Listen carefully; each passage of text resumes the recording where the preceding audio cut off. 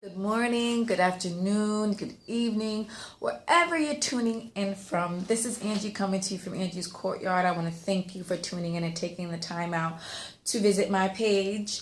I just wanted to drop a quick little nugget today. Just want to call it proofread. Now, why is she titling this blog Proofread? Well, I'm so glad you asked. I want you just to envision you reading a book, a play, or any sort of documentation that's been printed out before it goes out to the masses. I don't know about you, but I've read a book that had some misspelled words, that had words and sentences that didn't make sense, or even had a sentence that seemed to be in the wrong place. And that's because this particular book that went out for print wasn't properly proofread. And therefore, there was these misspelled words in it. So I say that to say, have you proofread your story? And, before the foundations of this earth were laid out, before you were even formed in your mother's womb, before your mama and daddy even got it on, God had already written out your story and how it's supposed to play out. And he has even given you a draft of your story, these little dreams you have, or, when you know there's something inside you said there's got to be more to life than this. That's because he's dropped little nuggets of drafts of your story.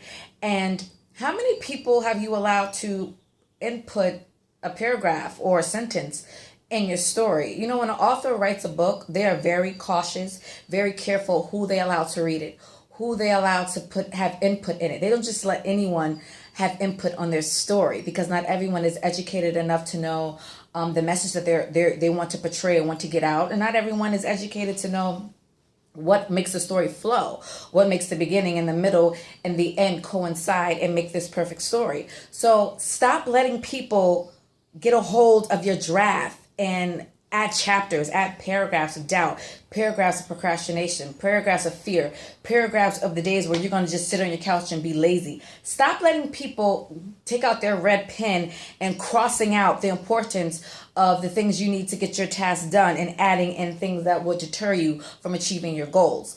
At the end of the day, you don't know the end. The end result is for you to leave this earth completely finished, completely drained of everything that you were supposed to pour out.